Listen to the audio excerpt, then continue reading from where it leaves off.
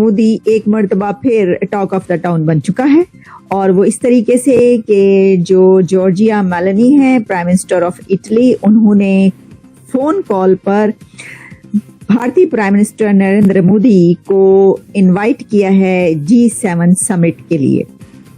यानी अब भारतीय प्राइम मिनिस्टर, वो इस वक्त तो इलेक्शन हो रहे हैं वहां पर, आप जानते हैं, तो इससे ये लगता है कि दुनिया के लीडर्स हैं वो मोदी रिटर्न के लिए तैयार हैं। इंडियन इलेक्शन 2024 इन्हें दुनिया के सबसे बड़े और सबसे अहम इंतखाबात समझा जा रहा है। उसकी वजह यह है कि नरेंद्र मोदी साहब जो 2 बार वज़ीर आज़म रह चुके हैं, वो नाकाबिले शिकस्त समझे जा रहे हैं कि अब की बार तो 400 से ज्यादा सीट्स ले जाएंगे ये लोकसभा की, और नारा भी यही है। पहले तो था मोदी है तो मुमकिन है, और अब है अब की बार 400 पार। इस साल जितने भी ममालिक में इंतखाबात हो रहे हैं उसमें सबसे बड़े दुनिया में इंतखाबात भारत में शुरू हो चुके हैं, और इसके ऊपर हम भी नज़र रखेंगे आने वाले दिनों में। बट इसके नतीजे में क्या इम्पैक्ट हो सकता है, खासकर पाकिस्तान और भारत की रिलेशनशिप के ऊपर? अपने तजियाकारों से ज़रा ये जानते हैं कि कोई बेहतरी की उम्मीद है दोनों ममालिक के रवाबित में। बेनज़ीर, आपका सबसे पहले तजिया चाहूँगी।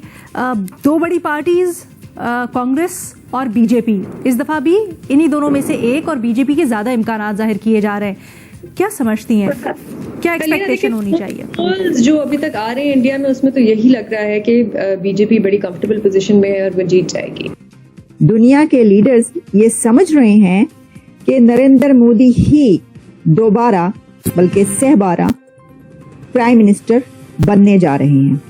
अब देखिए ना, जॉर्जिया मेलोनी कॉल करती हैं, और जो उनसे और नरेंद्र मोदी साहब के बीच जो टेलीफोनिक कन्वर्सेशन हुई, उसमें उन्होंने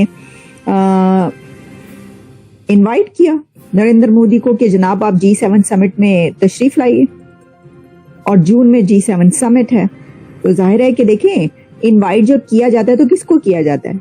कंट्री के प्राइम मिनिस्टर को इनवाइट किया जाता है। वहां पे इलेक्शंस हो रहे हैं, अभी तो वो इनवाइट नहीं कर सकती थी, अभी तो कोई प्राइम मिनिस्टर नहीं, यानी जो नेक्स्ट प्राइम मिनिस्टर बनेगा उसको इनवाइट किया जाना चाहिए था। तो इससे ये पता चलता है कि जॉर्जिया मेलोनी जो हैं वो ये कॉन्फिडेंट हैं, वो इस बारे में उनको फुल कॉन्फिडेंस है कि नरेंद्र मोदी साहब ही नेक्स्ट प्राइम मिनिस्टर बनने जा रहे हैं। हम लाते हैं टॉक शोज और अनलिमिटेड एंटरटेनमेंट सिर्फ यूट्यूब पर। अगर आपने अभी तक हमारा चैनल सब्सक्राइब नहीं किया तो अभी सब्सक्राइब करें और बेल आइकॉन को क्लिक करके हमारी लेटेस्ट वीडियोस के बारे में अपडेट जानें। अगर बीजेपी हुकूमत बना लेती है और एक कंफर्टेबल, उनका बल्कि इस बार नारा भी यही है कि अब की बार 400 से पार, मतलब कि वो चाह रहे हैं कि उनको 2/3 मेजॉरिटी मिले।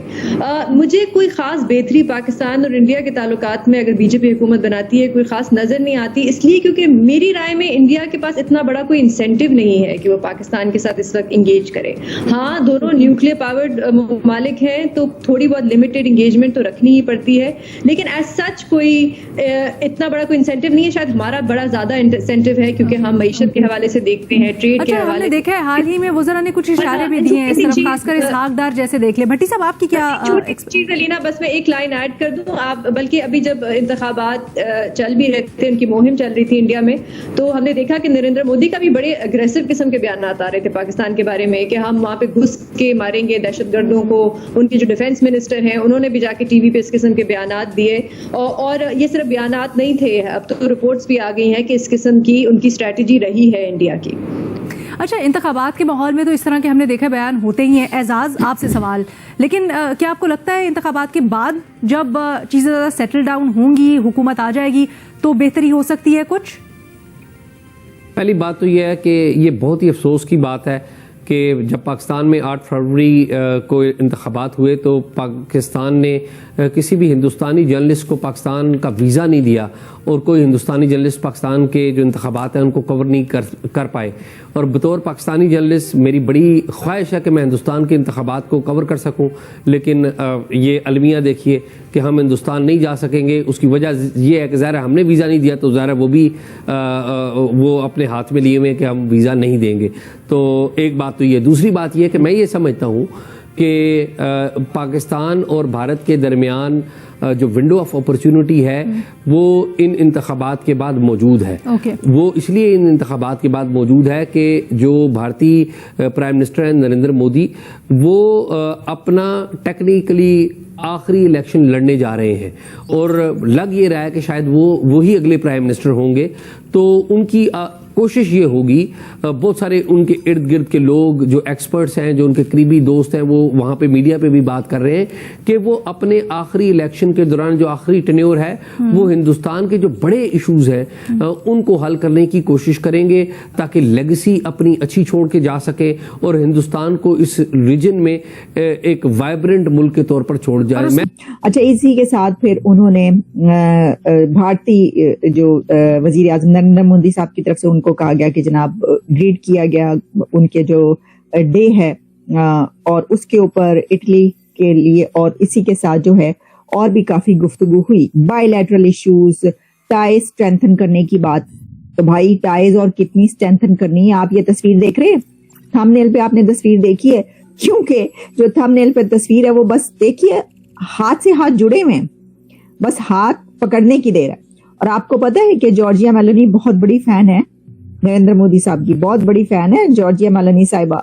وہ بڑے ہی شوق سے ان کی بات سنتی ہیں, بہت کینلی ان سے ڈسکس کرتی ہیں ہر بات, اور ان کو بہت امپورٹنس دیتی ہیں, اور ان کی جو ریکمنڈیشنز ہوتی ہیں ان کو وہ بہت امپورٹنس دیتی ہیں. تو دیکھیں یہ جو آپ کو یاد ہوگا کہ انہوں نے جب سیلفی لی تھی جارجیا میلونی نے نریندر مودی کے ساتھ, تو وہ دونوں کی سیلفی اتنی کو چلی تھی وہ پوری دنیا میں سب کہہ رہے تھے کہ دیکھیں سیلفی, وہ میلنی مودی سیلفی ہو رہا تھا, ہے جی, سیلفی ہو رہا تھا. تو اب پھر میلنی مودی ہو رہا ہے, لیکن وہ اس طریقے سے ہو رہا ہے کہ انہوں نے ان کو G7 سمٹ کے لیے انوائٹ کر لیا. اچھا, صرف جارجیا میلنی ہی نہیں, میں یہ سمجھتی ہوں کہ دنیا کے جو اور لیڈرز ہیں وہ بھی اس وقت یہ سمجھ رہے ہیں اور جان چکے ہیں کہ جو مودی ریٹرن ہے, جو کہ ان کے اپوننٹس کے لیے ممی ریٹرن میرا خیال ہے ہوگا, وہ اس کو ایسے ہی دیکھ رہے ہیں کہ نریندر مودی دوبارہ اقتدار میں آنے جا رہے ہیں.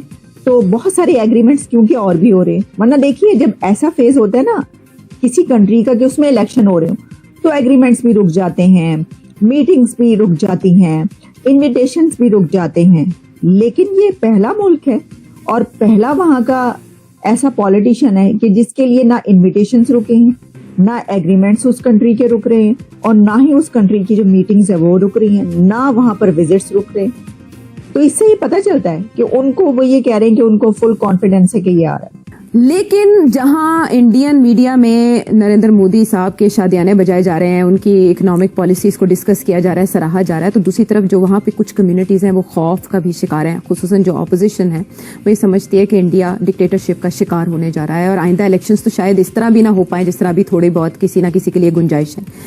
کیوں ہے خوف, اس کی وجوہات کیا ہو سکتی ہیں, نریندر مودی کیا بننے جا رہے ہیں؟ دیکھیے یہ ڈبیٹ انڈیا میں چل رہی ہے. ایک سیکشن ہے انڈین لبرل کلاس کا کہ ہندوستان انڈر مودی ایک فاشسٹ رژیم بننے جا رہا ہے, یا بن گیا یا بننے جا رہا ہے. فاشسٹ سے مراد ان کا یہ ہے کہ جمہوریت کے جو ادارے ہوتے ہیں, انسٹیٹیوشنز ہوتی ہیں, میڈیا ہو, عدلیہ ہو, بیوروکریسی ہو, ہیومن رائٹس آرگنز ہو, اکاؤنٹیبلٹی کے ادارے ہوں, سول سروس کی انسٹیٹیوشنز ہوں, یہ سب جو ہیں یہ ہندوائز ہو رہی ہیں, اور یہ سیاسی طور پہ مذہب کو استعمال کیا جا رہا ہے. اور جو انڈیا کا جو اوریجنل بیس تھا جو جواہر لال نہرو نے رکھا تھا آف سیکولر انڈیا, وہ سیکولر انڈیا کا بیس ختم ہو رہا ہے, اب ایک ہندو انڈیا بن رہا ہے. اور ہندو انڈیا کے ساتھ انڈیا کی جو مضبوطی تھی انڈیا کمزور ہو جائے گا آگے جا کے, اور ایک اتھارٹیرین کنٹری بن جائے گا. یہاں تک لوگ یہ کہتے ہیں کہ انڈیا پاکستان کا راستہ اختیار کر رہا ہے.